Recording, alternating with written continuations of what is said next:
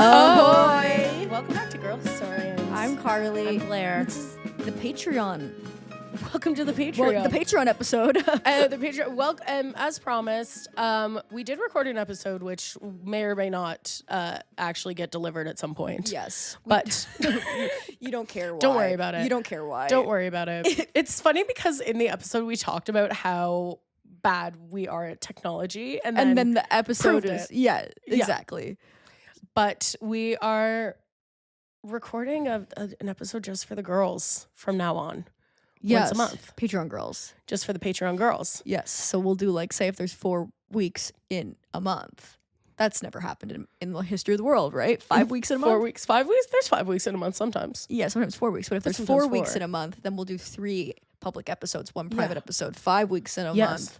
4 public episodes, 1 private episode. When they finally combined July and August to become 1 month. That's going to be huge, guys. God even knows what we're going to do. Good luck. I don't know what we're going to do then. They should add back another month. I have felt this ever since I learned that they took away a month. Yeah. I do think we're missing a month. But won't that make the time weird? It means we wouldn't have leap years anymore. Oh. Yeah. That's or interesting. something like that. This might be pseudoscience. I know. We need to stop.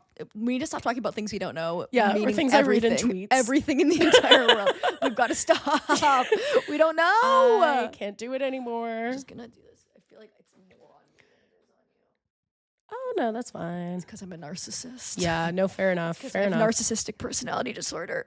Honestly, I think that's a cool disorder to have. Definitely. It's metal. I feel like a lot of mental illnesses lame, boring, have been kind of, they don't have any edge anymore because of awareness and things like that. Mm-hmm.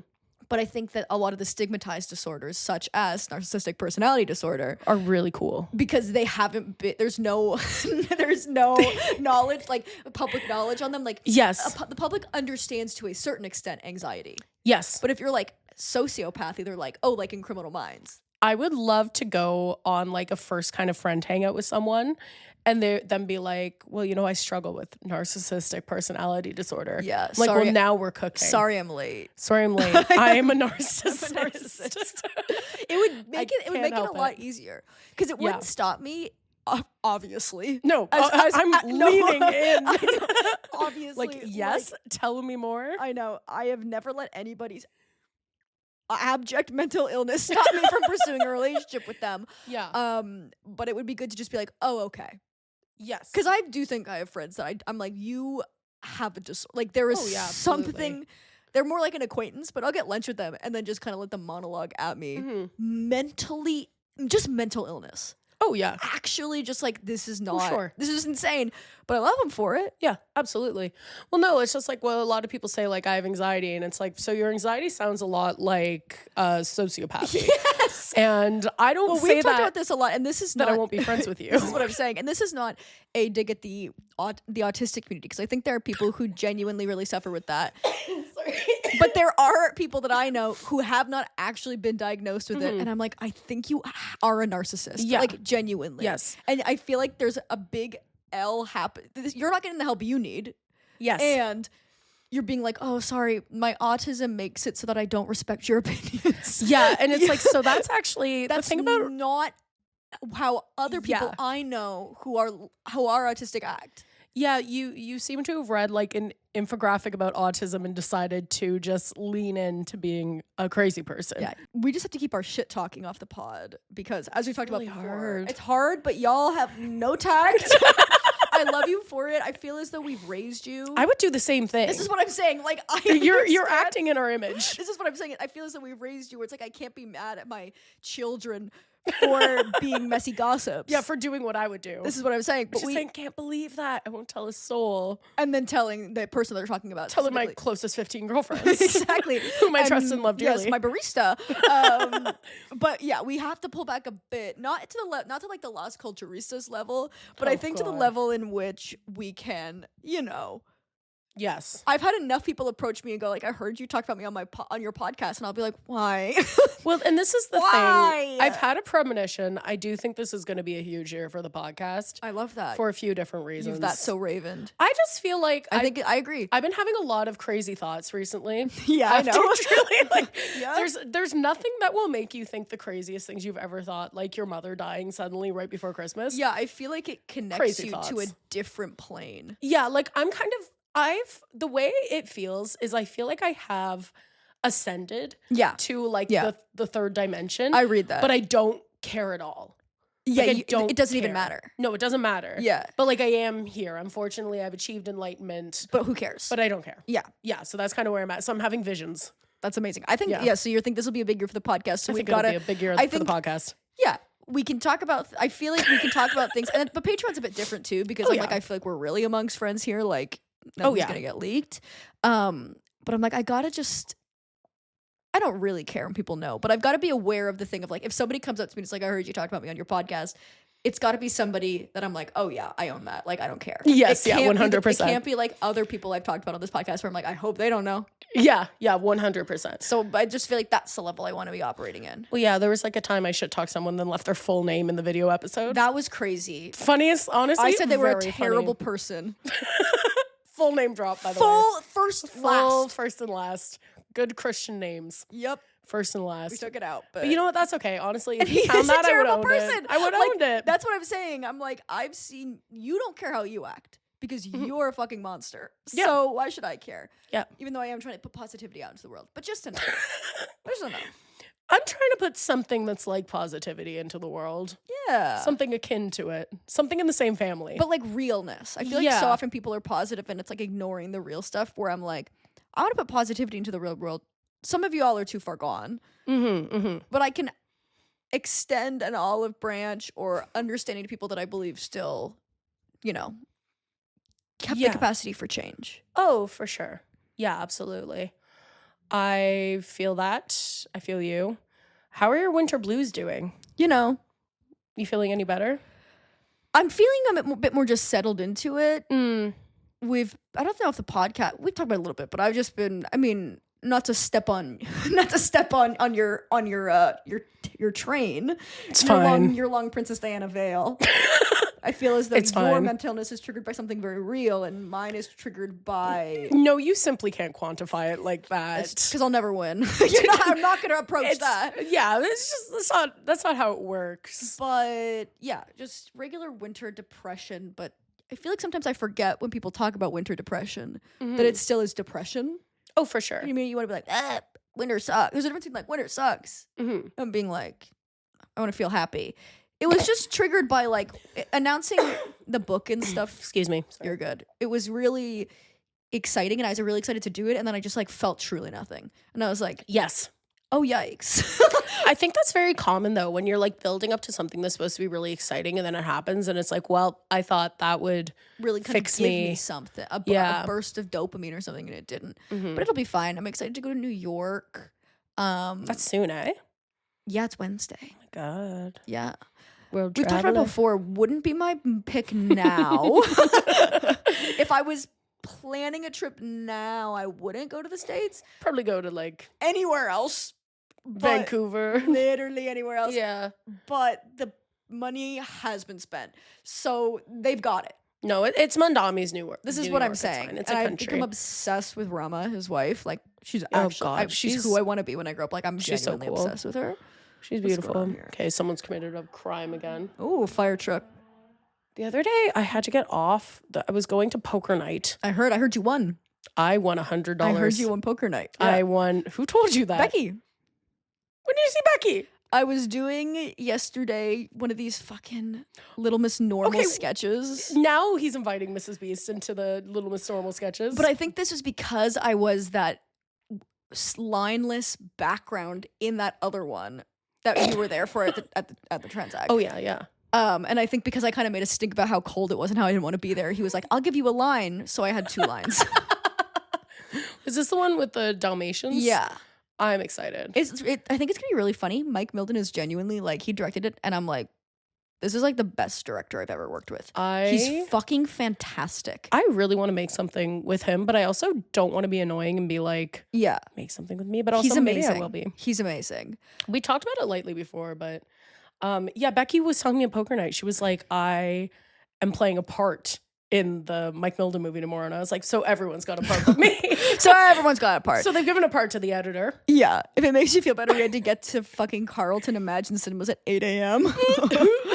It was insane. Tough. Like yesterday was a wash, an entire wash where like I took a nap and then still really couldn't get work done because I was still so tired. Yeah. And then I went to bed at like 10 and woke up at 9 a.m. today. And I feel I feel renewed in a huge way. Well, that's beautiful. That's the benefit of depression is you're sleeping like that's on a different level entirely.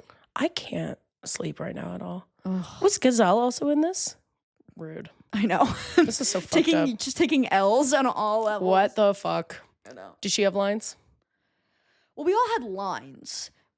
But it was... How many people were in this? 5 or 6. Okay. Because it's one of those things, like, it's based on one of those commercials that they would have in the 90s where they'd be like, come see Indiana Jones. And then they would interview people after the movies being like, that was awesome. Oh. So it'd be those things. So, but it was at 101 Dalmatians. So it's just being like, that was hilarious.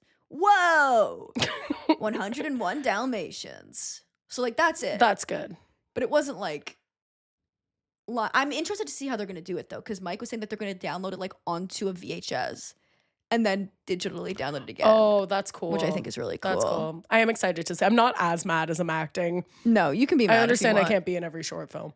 But I was laughing when Becky was like, I have a part. Yeah, they've given Becky a part. And you're like, what the fuck, dude? But yeah, I was on my way to poker night and the streetcar got blocked by truly 6 fire trucks. And I had to get off and get an Uber, waited 12 minutes. Oh my God. Yeah. So I was like, thank God I won at poker night. I know, because now you're not in the red. Yeah, literally. I know. I also pay for Christina to be there. But yeah, I won huge at poker. Truly, like, it's crazy that I don't have a gambling addiction because I'm pretty good at poker. Yeah, it'd be bad if you were though. I feel the same. I just don't really care about gambling. And I'm thankful that I don't because it's so easy to do it now. Yes, it is. You can get the little... Yeah. Well, I don't know about sports, so I can't do sports betting. Yeah. You know? I know. Unless I I'm sure I can find a way. I think some people who do sports betting don't even really like sports that much. No, they just like money. I think there are people who do, but I think there's just people who like to bet. Well, I know like a lot of like servers who will do sports betting just because like the sports will be on at the bar they work at. Oh. And I'm like, that's where it would get dangerous. That's dark. Yeah, I feel the same. It's just something to pass the time. Yes. You are good at that's bad though. I know, it's not good. Because if you're bad, that's the easiest way to not get addicted. Yes, just be like, well, I keep losing. So I have to stop. Well, Christina's like not good and it has a gambling addiction. Yeah. That's a lot of people, I think. I think most people who have a gambling addiction are not very good at gambling. No. And it's kind of like, let's go again. Also, exciting news. Not so exciting for them, but the polycule has moved out. Whoa. Entirely. That's can we keep that in for the Patreon? Yeah, I think so. That's not exciting for them moving out. It's just exciting as an update in my life. They're moving up the street. All of them are gone. So there have been having people come in today and yesterday to look at the place. And I'm very nervous about it. I really want, because this house is old and there's a real kind of like paper wall quality to it where you can hear what's going on. They could ruin your life. This is the thing where I'm like, I'm really hoping. And the people upstairs, the polycule, were quite quiet. Like they really were not loud. There was and they were out and about. They were out and about. Yeah. The only beef I had with them was one-sided beef that wasn't real, where they would garden. They had a rooftop patio and they would be in the garden in the backyard. And I was kind of like, if I had the rooftop patio, I wouldn't be in the garden. That should be a rule. That's what I'm saying. Like that should be. They were never up there, and I was kind of like, let's use the rooftop patio. Yeah. You know, but that's again, one-sided beef where it's not actually just because you have a fire escape doesn't mean you have to be escaping down it. That's what I'm saying. Me. I'm saying this is my domain. Yeah. And the girl who lived below me before my sister moved in would listen to Kanye all the time, so loud. Which, you know, apology dropped, so I guess that's fine. The apology was crazy. The apology was crazy. I obviously in no way, shape, or form is any Kanye West apology ever for me to accept. You have to say about Kanye, whether or not you accept his apology, I don't even know. I don't even have a horse in the race, right? Mm-hmm. But you're like, you have to admit that he's mentally ill and it has destroyed his life. 100%. I think he must be aware of that. His legacy. his relationship with his family. Yes. His friends, the respect of his peers. Yes. Like, you can't, like, you have to be like, I mean, you can't be like, and nothing bad has happened. You're like, his life is bad. Yeah. Because of the consequences of his actions. Yeah. Anyways, I want the people who move upstairs to be quiet. I would love it to be girls too. Yeah, and then you can 3 be friends girls? with them. Oh my God, what a Come dream. on. That would be amazing. What a dream. Or the people that lived up there before were a couple and a girl. Like it's like a 3-bedroom or whatever. That's nice. How much would is do the that. rent? It's $3,300. That's tough. That's my thing. Where I was like, it is my dream apartment, but I would not pay that much money to be this far away from a subway. No. Is my thing. Like, you are, I will say, like, your apartment is tough to get to in the winter. I agree. I live here. That's what I'm saying. So I'm Yeah. like, if I were gonna pay that much, it would have to be like, this is the perfect I love this apartment, but part of the reason I also love this apartment is it's cheap because it's far away from the subway. Yeah. I Yes. also feel like I would love a 2-bedroom, but like, I don't need a 3-bedroom. Like, what the fuck No. am I gonna do? I did pitch to Katie, my sister, because she lives in the basement apartment below me, and I was like, what if her and her girlfriend and me and Reese all moved upstairs, communal living? The way you'd love Office. that for 1 week It would be and then so have a fun meltdown. for 1 week, and then it would be a nightmare. But I was like, it would be fun for 1 week to be like communal living. Come on now. If you just, honestly, you should put your hat in for the lease and get it and just get a bunch of people to pay into it. Group, studio, office space, yeah. filming, little sketches. Can you imagine the sketches? Make it a studio. Make a little studio. That won't just be saying. loud at all. No, that will never bother you. That won't be annoying at all. Just people you tangentially know coming in and out of the house at all hours And of I'm the day. chasing people for rent in a way that's insane. Like, hey, I need the money. everyone owes me $220. Yeah. I realize this is a group chat of 14 people. I'm gonna need you all though to send the gonna money. need you to e-transfer me. There's nothing more embarrassing than having to tell a large group of people that they need to e-transfer you. Begging for money. I remember once I was like really broke and I bought pizza for like a group of people. Oh my God, I can't even remember when this would have been. This would have been years ago. But I literally was like, hey, I know this is annoying, but everyone has to e-transfer me $6.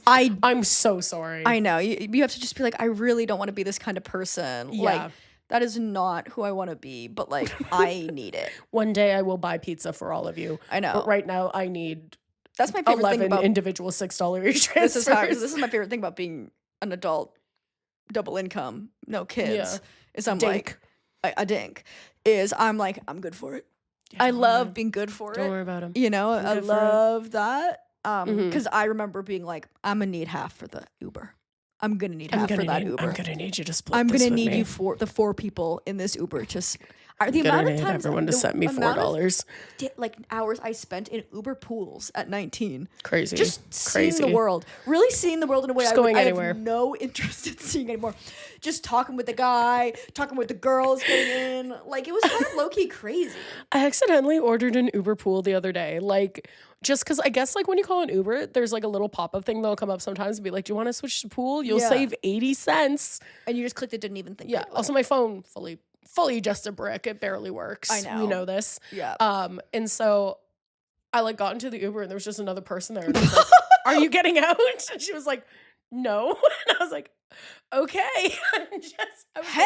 When I say I was going down the street, I was just running late to lunch. Yeah. I was like, well, this is embarrassing. I've That's Uber pooled so myself down to funny. Queen Street. That's so funny. Yeah, it was pretty fun. I was pretty embarrassed. I also probably made this girl feel horrible. Are you getting out? Are you getting out? Get out. Just half paying attention, like on my phone. That's so funny. Yeah, tough. But yeah. Should we talk about Beatles? Beatles. Oh, yes. The reason we're here? I forgot the topic that we were talking about. Yes, because I will say I've now entered. I am a bridesmaid, and I don't want to get into it too much, but I kind of thought it'll never be me, the kind of person that's like, oh, this fucking bridesmaid shit, and now it is me. This was you very recently when I was going That's through what I what was you were like, going I'm through. gonna love it, Yeah. and then I did. It's Let me say, it's for one of my childhood friends. I love her, and she's not a bridezilla, and all of her friends are great. But it's a real thing that you can't fathom until you're a part of it, where it's like, it's actually the group dynamic. Yes. Where every single person one-on-one can be lovely, but for some reason, everything's a problem Yes. when you're coming together and figuring out things as a group. 100%. Like, it's so much. The wedding is in 6 months. The next thing we have to do is in basically, I think, 5 months. Or no, the wedding is in 8 months. When is the wedding? In August. So yeah, the wedding is in like okay. 7-8 months. And the next thing we have to do is in 6 months, Mm-hmm. do the bachelorette party. Yes. And sorry, I just stopped recording.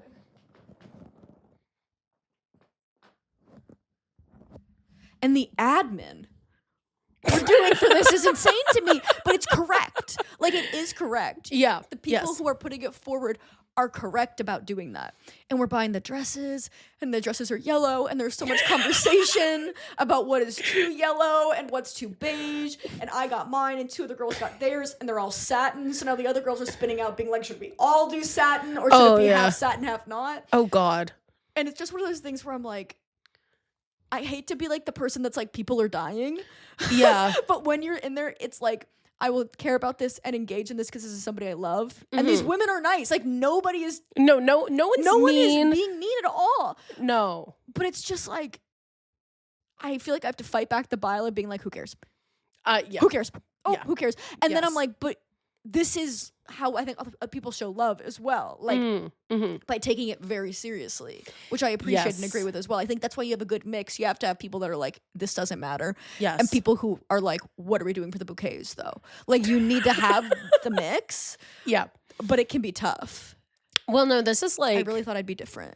It is just having a part-time job that you pay for. Yeah. That's really what it is. It's like being part of like a really weird group project.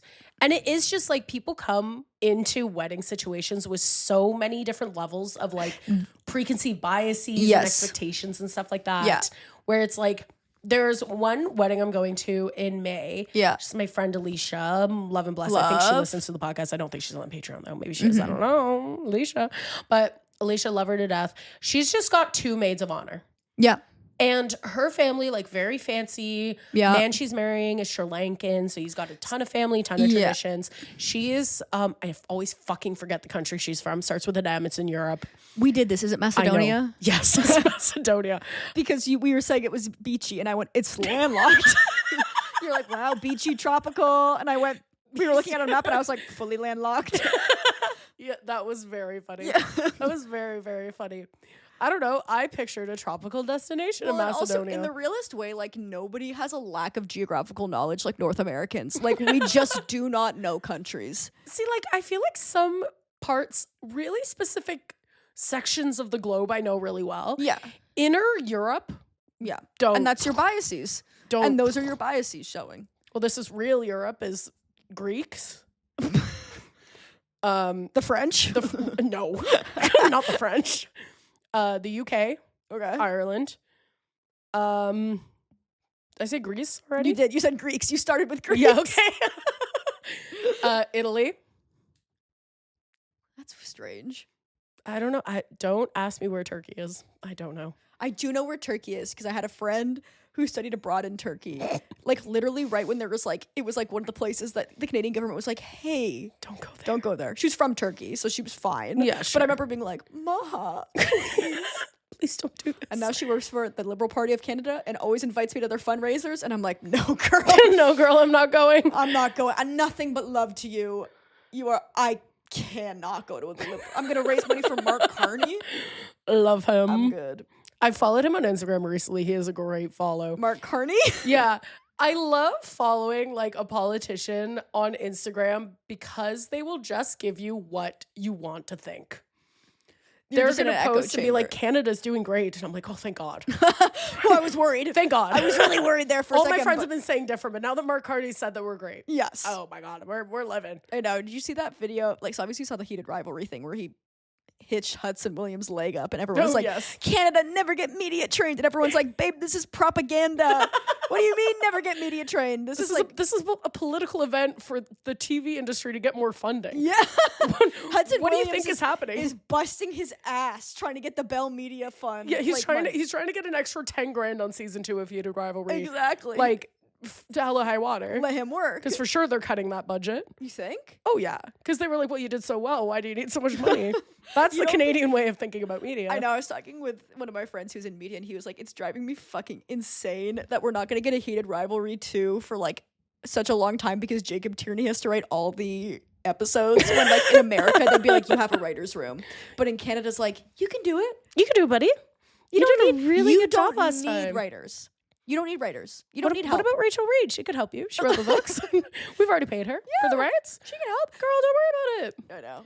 I thought it was very funny. And I was like, yeah, I literally never even thought about that. I know. No, it's crazy. But, oh my God, what were we saying? Oh yeah. Hudson Williams, heated rivalry. What the fuck were we talking about? We're talking about weddings. Oh yeah, tonight. Oh my God. Sorry. Everything okay? I'm guessing no. No. Okay. So here's the thing. My dishwasher and the water in my fridge aren't running. So it's like obviously the water from like one pipe because they're right next to each other. Yes. My fucking landlords, the woman landlord cannot type. So anytime she sends a message, it is like unreadable. Yeah, you're using a coda or whatever. Yeah, like she's like, how is dishwasher? Temp is very cold. Something like a frozen lime. We made it the thought, more insulation. Like it's like she's typing, not looking. And it's like respectfully, like it's not like an ESL thing. No, it's a boomer typing thing. Yeah. And she's like, no way she's older than 40. That's really funny. Okay, going on Do Not Disturb. Jesus Christ. I have a stink vent, which is just this vent right there, which I've closed. Oh, where it stinks? It stinks when the heat starts. Oh, no. And I always think it's gas. It's not gas. Like I got a natural gas detector. And it doesn't smell like gas smells. Yeah. But I've convinced myself it is gas, even though it's not. So I was like texting my property manager being like, hey, can you come and check it out? And he was like, oh, we're painting upstairs. That's probably what you're smelling. And I was like, respectfully, it's not paint. It's not. And the stink vent has been stinking for 2 years now. Yeah. It's just now I'm finally like, I should get this checked out. Now I value my own life. Well, yeah. And the cat's here now. So I'm like, I don't want her, Yeah. Jenny needs to be safe. Exactly. My theory is it's in some way like there's like a backed up pipe or something. Yeah, probably. Because our pipes are already very weird in the bathroom. Like we have to unclog them a lot and stuff like that. So I think do you do boiling water down the? Yeah, which you're not really supposed to do, but we need it. But you have to. Yeah. So I think it's something to do with that. Whatever. Anyways, he was supposed to come and look at it tomorrow. It stopped stinking for the first time in 2 fucking years. Of course, the 1 second I email my property manager, who thinks I'm an idiot, by the way. Like does talk to me in the most condescending way about house stuff. But I think it's partially because I'm a woman and also partially because one time I thought the fridge door was broken because it kept opening. And it was just because it was too heavy. Yeah, you put too many sauces in the door. So like I know part of this is because I'm a woman, but I can't prove it because I was really stupid that one time. Yeah. So I might just be a woman again. Yeah. There's one really specific spot in my house that smells like ham right now. And you're like, that's ham spot, yeah. It's making Christina go crazy. I'm actually kind of unfazed by it because I'm used to, again, like having a stink vent. Yeah. I'm like, well, it just smells like ham. It'll go away. Yeah, it's probably nothing. Like, this is even with stink vent, I was like, it's probably nothing. It could be. It could be something. But it's probably nothing. 80% probably nothing. I'm also just like, we are adjusting to just having 2 cats shit in the house. Like, we've only had 1 cat shit in the house. And it's a really cold winter. Like, I know. It unearths random shit. You know what I mean? Like, yes, I'm like, bones. the reason stink vent is stinking as much as it has been is because, like, it's been so cold. Oh, for sure. So it is just, like, old house, old, you know what I mean? Mm-hmm. It's just the way it goes. It's just the way it goes. Well, yeah, my house is really old, disguised as a new house. This is what they've done. And so I have to remember, like, it is old. There's shit happening that I don't even want to think about. No, don't think about the pipes. Also, I always think about, like, I was looking at, so I have like an exposed brick wall in my kind of living room, kitchen area, which I love. Obviously, I was looking for exposed brick because I'm a huge bitch. Yeah. And I was looking at the ground and the way the floor just ends and then is just kind of like dirt and brick. And I'm like, that's crazy. I know. I don't know. People don't talk about that with exposed brick. It's just like it's the dirt. Wall. Yeah. It's the wall. It's a wall for real. I don't know if we're meant to see that. It's crazy. Yeah, like this was meant to be hidden and we've gotten too bougie for our own good. I know. There's also just wall cracks, which I feel like no one ever talks about. No. Like, what's that? Yeah. Why? Why? Doctor Who, 11th Doctor. There's a crack in my wall. I don't know what that is Amy in reference Bond. to, but I'm happy for you. Yep. the girls are going to be like Amy Pond. Yes, I know. Amy Pond. Amy Pond. Yeah. But yeah, anyway, weddings be crazy. Weddings be crazy. I am excited. It's just the planning stuff right now is kind of low-key crazy. Yes. It will. Now that the dresses was tough for me because I think everybody feels how I feel, where nobody wants to be a bitch, but everybody kind of wants to have their opinions be known. Where I was kind of like, yes. The reason we can't figure out this yellow thing is because yellow looks different under different lighting. Yellow is a really tough color and it's unforgiving. Yes. I'm going to look fucking bad, which is like whatever. No, you'll look nice. I actually think you pull off yellow. Well, thank you. It's a light yellow. Yes. Which is good. It's more just like, they're like, well, this picture, it looks really yellow, and this picture, it doesn't look yellow. And I was like, I know, it is the lighting. I don't know how to fix that. I don't know how we can all work together to figure out what color these dresses are collectively. I know. Do you want me to go take a photo out in the garden? Well, the thing is, like, everyone's buying them from these, like, bridesmaid dresses websites that don't have any brick and mortar stores because they're just for this. You gotta pick one website and get everyone to buy from the same website. I agree. Because I've told you about the girl I'm a bridesmaid for right now is like, we're kind of at this impasse where like, there's a few of us who are willing to kind of raise our dress budgets a little bit so that we can wear the dresses again. Yeah. Because the thing is, like, the last bridesmaid dress I wore, no, never again am I going to have anywhere to wear that. Maybe in, like, a sketch. Yeah. But I'm like, if I'm buying, like, a nice green slip dress, I'll wear that again. Yeah, I'll wear that again. So I'm going to spend $300 instead of $150. You know, like, nothing bananas. No, I agree. And so we're kind of at this impasse where, like, well, not everyone will want to spend that, which is totally fair. But then it's like you just risk going somewhere else and the fabric just looking absolutely insanely different. Yeah.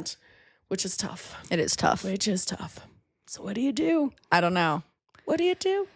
The Beatles! The Beatles! When you sent this, I was truly thrilled. I didn't see it for a while. I don't know what I was doing. I had a weird weekend. Yeah, you were ascending. I know. I'll tell you about it later. You guys don't worry about it. It's all good. Don't worry about it. But we have a kind of seemingly leaked, whether or not, but a first look at the Beatles biopic. We got to see each actor in the kind of makeup and prosthetics and whatever of each Beatle that they're portraying. Mm-hmm. And whether or not this is actually true or not, they're different eras of the Beatles. Yes. So it could give us insight into what era or time period each Beatles movie is, which might not be true, but it's weird to me that they're not all the same time. Do you know what I mean? Like, they're not all early, like, Love Me Do Beatles. They're not. I feel like this must be on purpose. I think so too. Because why would they leak images that are so different if they weren't? And yet all the same. Like, do you know what I mean? Like the picture, like the actual makeup of the picture, it's very similar where they're all on the right side of the frame. Yes. Yes. So why don't we just go through and talk about our thoughts? Yes. Let's talk about John first. Yeah, sure. So Harris Dickinson is John Lennon. Looking kind of, here's my thought process on this. And there are Beatles historians who would know more than me, right? Kind of giving The Lost Weekend to me. Okay. I wonder, because we talked about, like, if you don't know, and I envy you if you don't know about these 4 Beatles biopics that they're releasing, which people oftentimes, I'm the one to break it to them that there's 4 of them, and they're like, there's 4 of them all coming out at the same time, and I'm like, yes. It's gonna be the best weekend of my life. Oh, I'm gonna be awful like, to be around. I'm so excited. I feel like it's just us who are excited about this. Everyone else is like, cool. Yeah, whatever. But basically, they are filming at the same time 4 separate Beatles movies, each about a specific member, but the same cast. Like it's like, but each one is going to be focusing on a different Beatle. So we're assuming, like, you know, Paul will be the first period of their life, and then whatever, and then we'll grow from there, right? And it'll follow the entire arc of the Beatles' careers, but through each movie focusing through a different Beatles perspective, right? Yes.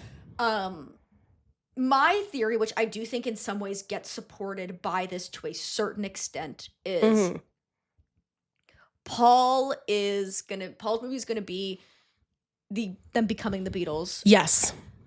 John's movie is going to be the end. Yes. Because John gets assassinated. And that's kind of like the end of the Beatles in a way. I think Ringo's movie is going to be the breakup. Okay. And I think George's movie is going to in some way be like, a Rashomon kind of like, you saw that perspective.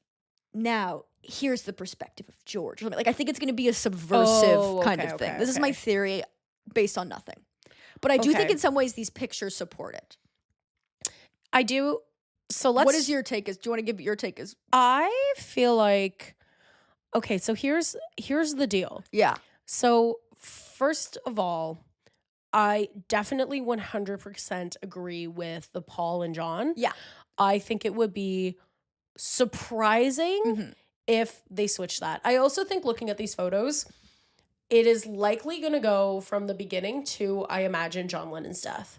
I think so too. That seems to be kind of what they're gunning for. And to be honest, it makes the most sense. I think so. I think it's also narratively the most interesting, and I think there's the most you can do. We talked about this a lot in our Beatles series, but like that death narratively is insane. It's real life. It's not a story. But it is so insane it might as well be a story. Yes, like, it seems like it was like written. It seems like it was written. So I think that makes the most sense. I also think in terms of publicity, you want the first movie to have the most famous alive Beatle. Oh yeah, 100%. In case he dies. In case you like sorry. So I think that also makes sense to me. Yes. I agree that I think Ringo or George could go either way. Yes. The Ringo to me, I think, being the breakup, or is I think that the most iconic kind of Ringo story is the Octopus's Garden, where they're all fighting. He goes away and like, I quit the band. Yes. Writes Octopus's Garden about how everyone should just be getting along in an Octopus's Garden. Banger. Yes. And all the Beatles are like, whoa, this does not work without him. Kind of, right? Yes. And they all individually are like, you need to come back. And then it kind of reveals their own insecurities to a certain extent. For sure.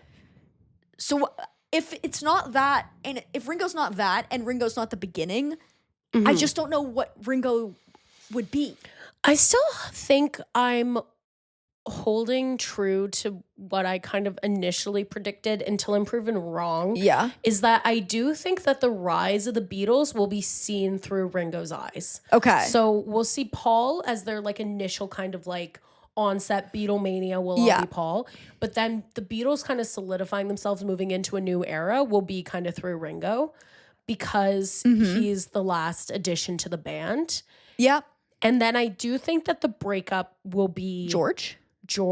Yeah. And I think that like Beatles in India and stuff like that. I think that will be George. So that would be my initial prediction. Also, if we're keeping in mind the Beatles that are alive, that means that Paul and Ringo would come out first. Yep, makes the most sense. And then George and John. No, I think that's a possibility. But I also 100% could see your prediction being true, where they do a kind of like mix one and that's match. Yes. To me, like if I was writing it, and I don't know if this is true. Again, we have simply no information. No, we are just having a blast. We have 4 pictures.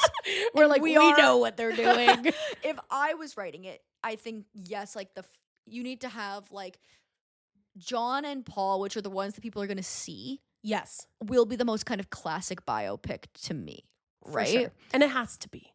So I think that's that. And then I think I would have one be a bit of a subversion. And I think I would have that one be either Ringo or George, if that makes sense. Like Paul and John's movies are just like really good movies, but you have to see George's. It's crazy. Yes. Like a bit of George is my favorite Beatle, but like a bit of a kind of hook to be like, oh, this is the one that's like, actually this movie is really crazy because the perspective changes entirely. Yes. Like you get to see this whole thing from a different perspective. You get to see like, I don't know. But I think like, yes, I think that there could be some kind of thing with perspective there because Paul and John's perspectives are so the accepted perspectives. Yeah. And it's all you hear about. Yeah. So it could be cool to be like, all of that George anger of being pushed aside and all that could be interesting as well. It also could be that they do one that's more about like the professional ups and downs of the Beatles, and then one of the more personal ups and downs. Definitely. I do think you're right, actually. I think George being the Beatles in India makes the most sense. Yes. Because he's the person that got really into that. Him and John. But he was really into like being a Hare Krishna and all what those wasn't things. John into? I know. John was searching for something. He was looking for something. He was looking for something. I also think that like if I was thinking about it as like a Hollywood movie producer, here's my things if I were Hollywood. I'm watching give it the to me. studio, so I'm basically give it to me. a Hollywood movie producer now.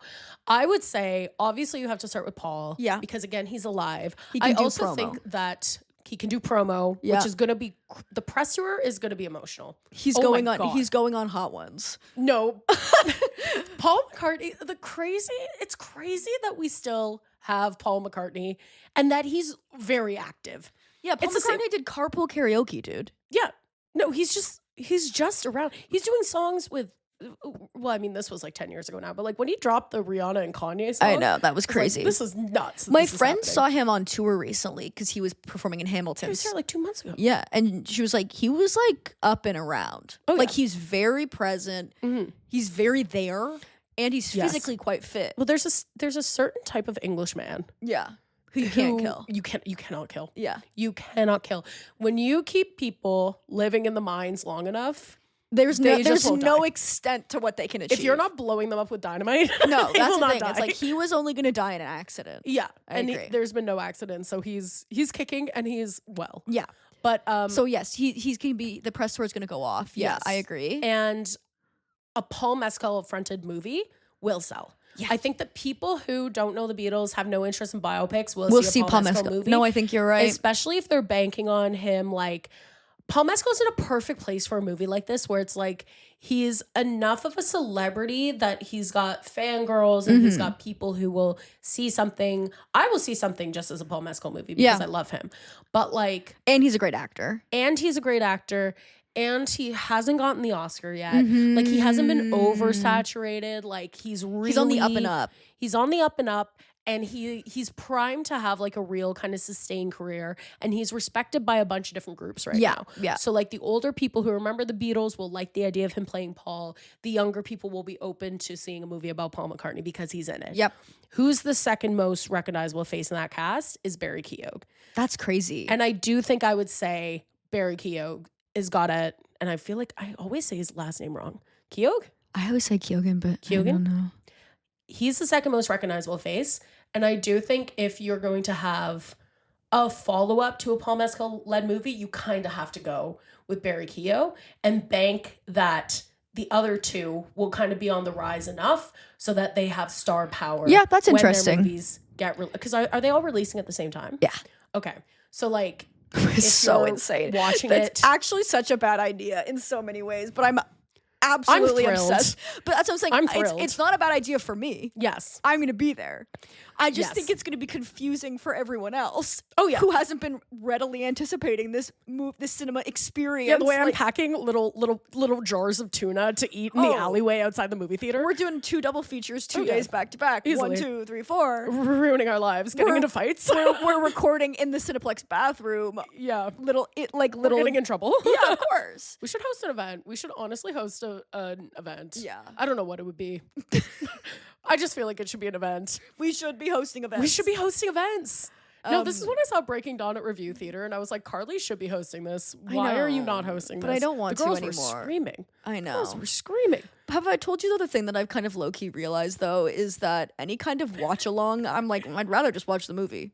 Oh, yeah. I like when people stay silent during films. That's like it's one thing if it's just like everyone's screaming, whatever. I think a rowdy screening is fine. But I'm like, I don't need to be on the mic talking over a movie that we'd all just rather kind of watch, you know? 100%. And that's growth. For me not to want to just hear my own voice, that's huge growth. That's beautiful.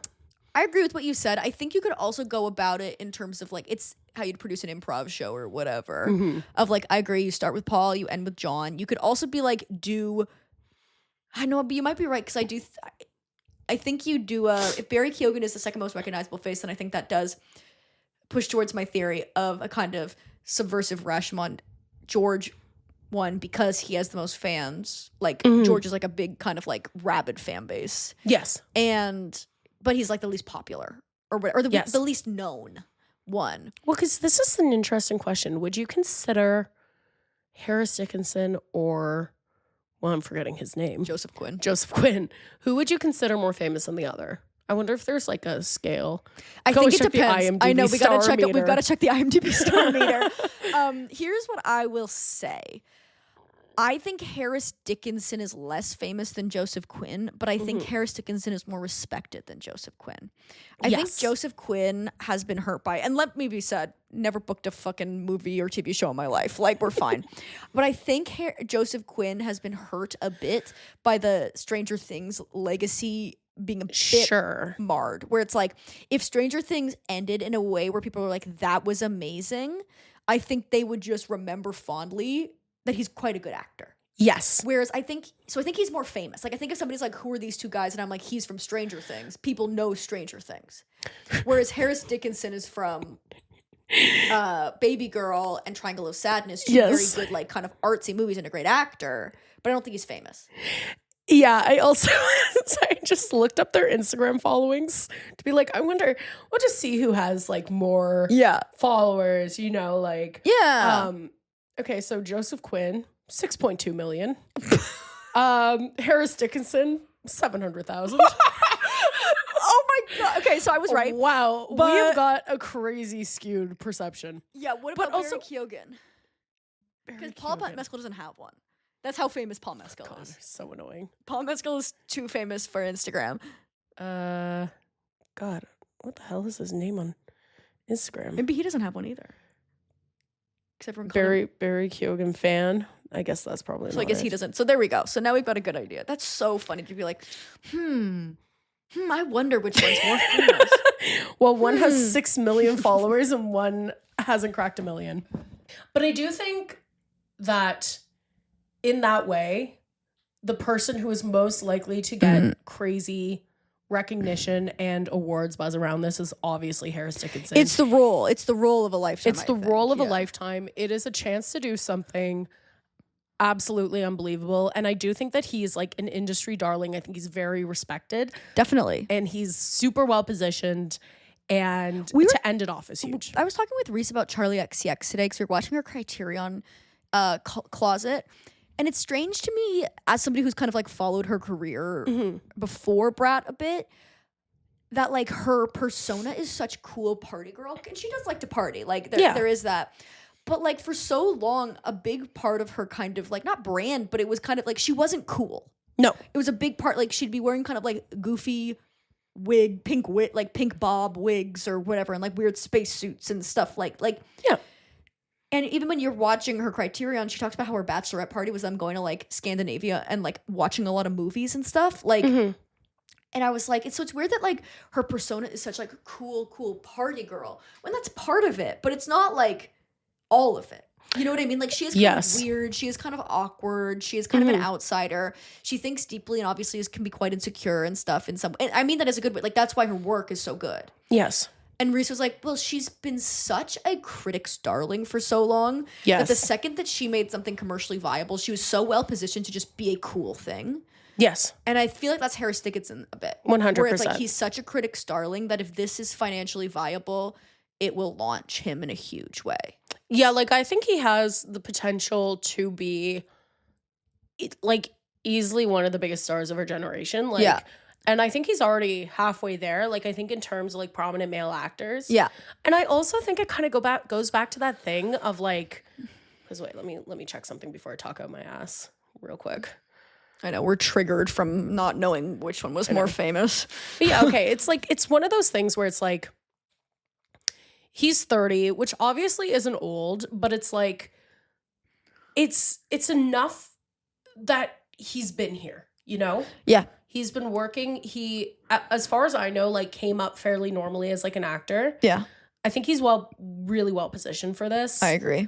And I'm very excited. I'm excited for all of it, honestly. Definitely. I'm really fucking Do we want to go sad. one by one just to the pictures because before we wrap comments. up? Okay, let's start with, should we just go like this? Yes. Yeah. I'll put it in the video, but if you want to follow along, Google leaked Beatles photos. Yeah. Paul Mescal as Paul McCartney, insane. I'm obsessed. Actually, almost cried. I know. And I should have known this because I was listening to this like podcast or whatever, but it was an interview with him and Josh O'Connor when they were on the press tour for History of Sound. Sure, yeah. And he was talking about how he's like his entire at that point they're like, what are you up to? And he's like, I've just been learning guitar left-handed for the Beatles. That's bananas. Because Paul McCartney is left-handed. Yeah. And Paul Mescal I don't think is. So he's like learning guitar left-handed. Not just learning guitar, learning it left-handed. That's and I remember insane. being like, well, that's kind of crazy. And then I saw this and I was like, should have known. Like, he's a great actor. He's obviously studied the weird fucking way Paul McCartney's mouth sits or whatever. Oh, the Paul McCartney mouth is nuts. Is insane. It's nuts, dude. I didn't realize that. Like, it makes sense, but I'm like, obviously, like, you could do that. Like, holy shit. Yeah, so I'm thrilled about this. I think you're right that this could be a real Oscar run for him. Thrilled. Because it's amazing. And I'm really just happy. I'm like, you kind of forget because I think he's so positioned as this, like, in a sad way sometimes, but like this, like, very objectified, just like hot guy who cries. And you're like, he's a phenomenal actor. Oh, he's fantastic. And he seems to be working really, really hard at this. I'm thrilled. Also, I'm fine that he's hot because you know what? He's got a good face. He was born with a good face. Yeah. But I think he does a lot of things that makes him hotter. And I respect that. This is a new thing I've come to respect. This is separate. Okay. But I'm like, when people make an effort to be hot, I respect it. Well, he's hot because he's like real, I think is the whole thing. He doesn't have like a traditionally hot face, but he is very hot. Yes. And he's hot because he like has interests and because of the girls he dates and all of these other things. You know what I mean? Like he just seems interesting. Yeah. Like Timothy Chalamet, the way that he is less hot. Do you know what I mean? Yes. To me, the way Timothy Chalamet acts, and the more I learn about him, the more I'm like, I'm good. Yes. And that's not even a knock on Kylie Jenner. That's a knock on kind of everything about him. Yeah, like I'm more the than... wannabe Leo of it all. It's just very boring to me, where Paul Mescal seems genuinely nice. I'm more than happy to just let him kind of go act. Go chill. Do your own thing. Like, you know what I mean? That's fine. Do whatever you want. What are you looking at? I'm just trying to find the photo so I can look at it closer on my phone. Want me to send it to you? I'll just send it to you. Yeah, maybe. Just because, like, obviously everything's been recut into, like, fake movie trailers now. You know? But I'm thrilled. I think this is fucking fantastic. And everyone seems to be thinking so. Like, when afterwards, earlier this morning, I didn't really look at the public response when I saw these before, which I think is good. I wanted to kind of form my own opinions. So, but we'll also talk about like what I've seen online. And I was in pop culture kind of subreddits and then also in the Beatles subreddit. Okay. Yes. People across the board thrilled about this. People across the board are like, that. He looks like him. Great. Yes. We're pro Paul Mescal. Great. Do you want to go to the next one? Yes. God, sorry, my fucking phone is being so I'll stupid. also say while you're doing this, he seems to be dressed in a very early Beatles, almost Hamburg vibe. Well, they're in that wall is the wall of the whatchamacallit place, like that place in Liverpool that they played. Okay, so this is very early Beatles. The cave. Yeah. Oh my God. And he's wearing like a little suit and whatever. So this seems very, to me, this suggests early Beatles. Easily early Beatles, got the haircut, got the wall of that venue. It's very, very early Beatles. Yeah. That's him singing Twist and Shout easily. Yeah. The Cavern Club, that's what it is. Easily at the Cavern Club. Right. Ringo Starr. But this is a lot better than I thought. I was very impressed. I saw people online in the Beatles subreddit specifically being like, he doesn't look like Ringo, whatever. Again, I don't really care about that. I don't really care about that. I'm so toxic that way. This is a lot better than I expected. Yes, 100%. And I have to remember, because his public persona to me is so, I just don't like it. Barry or Ringo? Barry. Ringo's fine. Yeah. Ringo's fine. But Barry Keoghan's kind of public persona is just not really for me. Yeah. The leaving of the baby. Well, yeah. The leaving of the baby to date Sabrina Carpenter, but then also doing Sabrina Carpenter dirty is insane to me. Yeah, it's crazy to get Sabrina Carpenter and then fumble that bag. Also fumble Sabrina Carpenter. You left your baby to be with Sabrina Carpenter. One thing, okay, not great.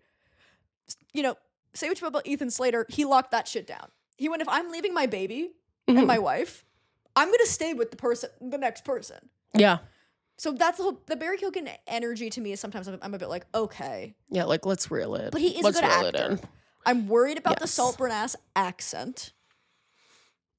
You know what I mean? Yeah. But again, I feel like, and this has been explained to me, and it's not impossible that his accent could have been whack, due in part to the fact that he was, in many ways, kind of cosplaying as a working class person or whatever.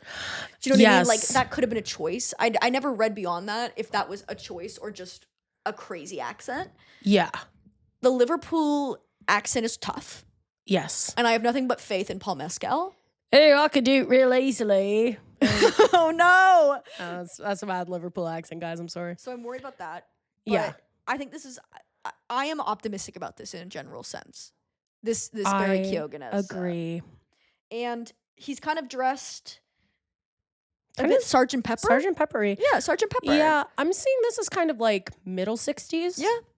I like it. They're fighting. This is him looking at everyone while they're fighting. He's fighting. He's thinking, I'd like to be an octopus. I'd like to be under the sea. And an octopus. I always read that song as he wants to be the octopus, but I guess not. He just wants to visit the octopus. He just heard about octopus's gardens and how peaceful they were, and he's like, I'd like to be there, as opposed to with you guys fucking fighting. And fair enough. Yeah. Me I know. Me every damn day of my life. I will defend that song. I do think that song gets a I'd bad rap like because to it be. is a kid's song in a way. But that's the undo. That is, Whatever. I believe, a big part of the staying power of the Beatles is that a lot of their songs are kids' songs. Yeah. So they remain very, like, We very, literally. literally. Here Comes the Sun. Like, they remain relevant because of that. Oh, 100%. So that's how I feel about that. Anything else to add beyond that? I think this is kind of, to me, kind of re-solidifying that I do think he's going second. Because of the order? Well, just because of how he's dressed. Like, I think that the next two photos look much later. But again, we also don't know if these are stills from different movies. Stills from different movies. They might be trying to throw us off their scent. Mm-hmm. But one thing about me and you is we're Swifties. But for the Beatles biopics, they give us crumbs, and we're 100%. like. So the thing about if you had 2 + 2 + 3, put them all side by side, and you go back, That's the Cavern He's Club. really drawn. That's the Cavern There Club. we go. That's the wall. That's the wall. Those are the bricks. Yeah. They filmed it there. I think, though, if they are trying to throw off the scent, it would just be John and Paul, like this order swapped. Yeah. Like it would be Paul, John, George, Ringo, Paul. I think that's the only other thing they would do. I think it's that's unlikely. a bad idea, though. I think it's a bad idea too. But yeah, okay. Should we go to George? George. It doesn't look good. It doesn't look like George, which is fine to me. And again, I don't care what they look like. I don't care if they look alike. People were more upset about this than the other ones. I know. And it is true. He doesn't look like George. But here's the other thing that I want to say. Mm-hmm. Joseph Quinn is an incredibly charismatic actor. Yes. And him as Eddie, like, I think he will do a good job. I think he will surprise people.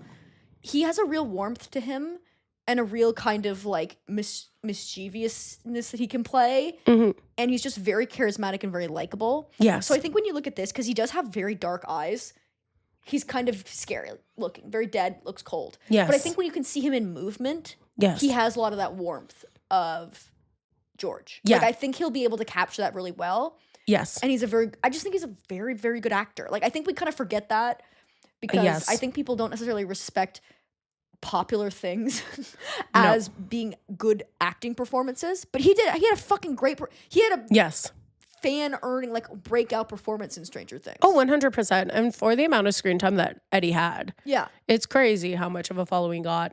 I agree with you. I also will always pick someone who looks less like the person. If they can embody the spirit of that person, I think it's way more important. So that's why I think it will be good, because I'm like, in the audition room, he must have been quite good. Do you know what I mean? Because it's not like he looks so much like him.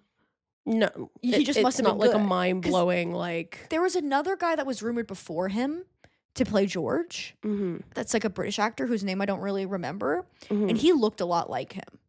Yeah. So part of me wonders if, like, that was either that actor's team or that was kind of out there just to, like, whatever, test the waters. Something was going on behind the scenes there. Mm-hmm. And the fact that he got the role over that guy, I mean, it could just be like, he's famous. He's got 6 million followers, we've just learned. A shocking amount. A shocking amount of followers. Would have simply never guessed. Yes. But, like, I think it could also be, like, he was very good. I can imagine him really popping. To be honest, I do really think that, like, him not really looking a ton like George has given me faith in his performance. That's being really solid. I feel the same. Because simply, I think that like it's kind of once in a lifetime where you get like a Rami Malek looks so much fucking like Freddie Mercury, and then the Bohemian Rhapsody team absolutely blows it because they ride on him just looking a lot like him. Yeah. They don't give him any orgy scenes. I know. I'm bisexual. No, you're not. My favorite part of Bohemian Rhapsody when he comes out as bisexual and they just go, nope, you're gay. Yeah. My favorite. Oh, there are no bisexual men. No. Sorry, Freddie. No. We're done. Yeah, I think it's Bohemian Rhapsody bullshit movie. I love how the rest of Queen did nothing wrong too. That's my favorite part. Bohemian Rhapsody. And they did nothing. That's the point of view of Bohemian Rhapsody is the rest of Queen did nothing wrong and also did nothing and they're not relevant. No, they did nothing. They're not really there. And also Brian May actually did everything right. This is like watching, oh my God, this is such a niche poll. But have you watched Band of Brothers? No, I haven't. Okay, it's the documentary about the band. Oh, okay. Oh, the way Robbie Robertson did nothing wrong. Levon Helms ruined the band.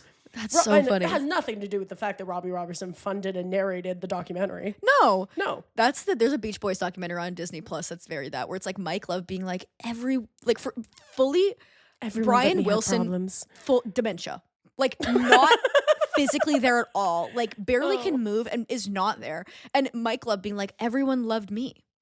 I was the best. I wrote all the lyrics. And the fact that the public hates me for being a genuinely evil person who's actively trying to destroy the legacy of an artistic genius actively with dementia, that's unfair. That's not fair to me. That's not fair to me. That's not fair to me. And I was like, this is so funny to be so hated and like still be trying to make, you have the full documentary to clear your name. And your vibes are so bad. Yes. That you can't fix it. And it ends with Kokomo, and it's so obvious it's him trying to be like, you guys love Kokomo!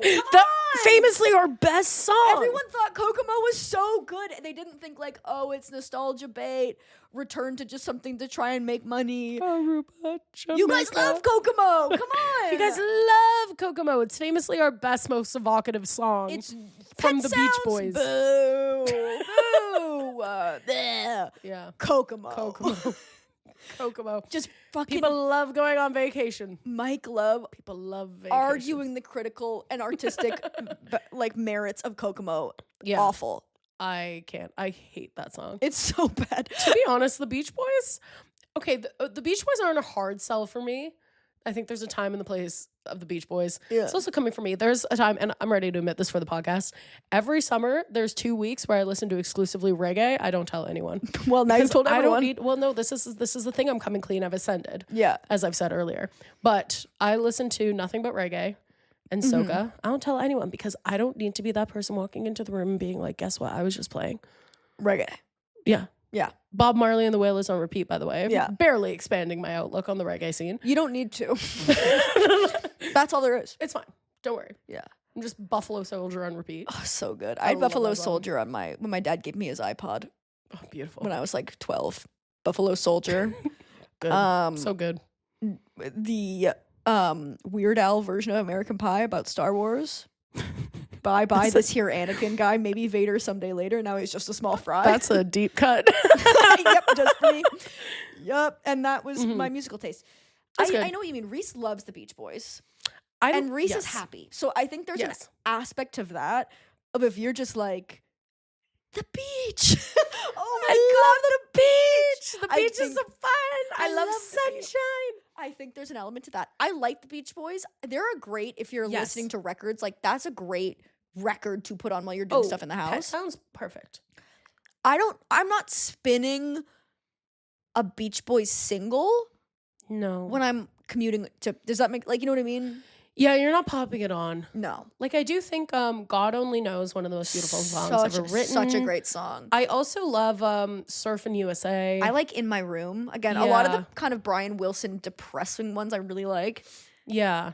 There's a place where I can go and tell my secrets to. In my room. I fucking hate Kokomo. I don't. Well, Kokomo's trash. I will listen to Kokomo sometimes. Like it's on my like songs for some reason, and it'll. Oh yeah, well, because it has to be. Because it's Kokomo. But like, you shouldn't be ending the Beach Boys biopic with Kokomo. famously, this was all okay because we got Kokomo out of it. We got Kokomo. What I really do like is the one part of that song where it's like, that's where we wanna go. Without a Kokomo, Jamaica, go. I know exactly the part. I love that part of the song. Okay. I do like the voice that goes so deep. That's real kids music. That's real fucking making music for kids. Oh yeah, 100%. That's like when the parents are trying to listen to something tolerable and they're like, what about Kokomo? We got a bunch of fucking toddlers here and we want to smoke weed and go in the lake. So I guess we're putting on Kokomo. Yeah, I guess we're I can't listen Kokomo. to one more second of K-pop Demon Hunters, so we're spinning Kokomo willingly. I'm willingly spinning Kokomo right now. Yeah. Just shut up. Shut up. And should we talk about Harris Dickinson? Dickinson. I think it looks like the latest era. I agree. Again, I think you're really on the money with it being Lost Weekend vibes. Yeah. Post breakup. I think he looks good. We can't see the front of his face, so I can't really say how much I think he really looks like him. Again, but he's singing with a tiny mouth, which I think is helpful. He's got the mouth down. I'm liking it. Yeah. It's the one I have the least concerns. Yeah, and thoughts even about. Because I think John Lennon is so iconic in so many ways that we've seen so many people almost like look like him. Yes. That it's less surprising. Yes. Where the other ones, you're like, oh, well, what is this going to look like? Where he is such an iconic almost costume that seeing someone dressed as John Lennon, you're like, yeah. I feel like John Lennon, what's really going to kind of be telling about Harris Dickinson's performance is how much he can nail kind of like the transformation from a young Lennon to an older Lennon when he becomes kind of the caricature. I think that's true. I think he's fantastic in Triangle of Sadness. Mm-hmm. And he really plays a good mix of that. Like, he can play vulnerability really, really well. Yes. He's such a kind of sharply handsome person that I think sometimes it's hard to believe, but he can play that vulnerability and insecurity really well. He's got very expressive eyes. Yes. So I think he'll be able to do that as a young one. He also looks, I feel like, the youngest. Even though he's not. Yeah. But he looks the youngest, I think. Is he the youngest out of these three?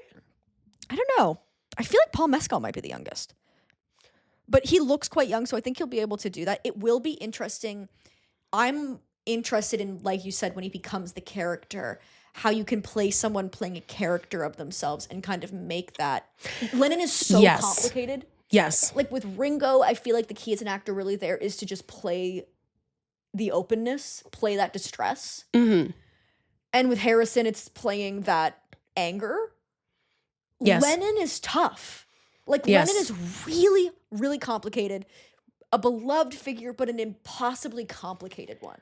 Yeah, 100%. You have to make him likable because he's the lead of the fucking movie. And he is so charismatic. Yeah, but you have to play the complicated stuff or it's not going to be interesting. And it's also like, I think something with John Lennon that like, if you look at his life for more than like 20 seconds, everything is kind of a construct with him. Yeah. Like he constructed the band, he constructed the image, he's the mastermind. Yeah, he kind of is the mastermind. Yeah. Like behind it a little bit where it's like, he's got the talent, but more importantly, he's got a wider vision of what things could be. Yeah. And I think it makes it difficult to play someone who is also playing someone. Like that's what I mean. It'll be interesting. He's very Taylor Swift lyric.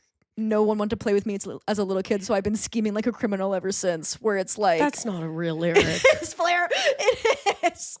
We're back on trying to get me canceled for saying one bad thing about Taylor Swift.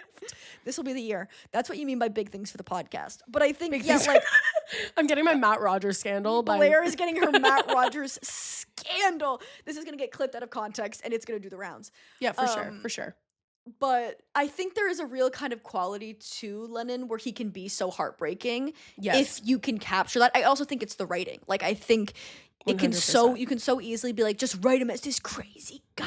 He's the mastermind. But that's not interesting to me. This artistic genius devoid of like the reason why John Lennon is so compelling despite everything that he's done, which has been so wrong and bad, is because of how complicated he is and how badly he feels and his inability to get out of his own way. 100%. Like that's what makes him compelling. Yes. And a tragic figure. And if you're just playing it like, this guy's a genius and he got famous and became a dick.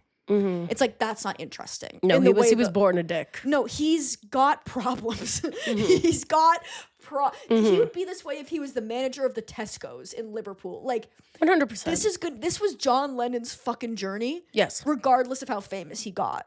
Can we tap into that inevitability? I think that'd be be interesting. Well, and it is like, it's obviously like a protection thing.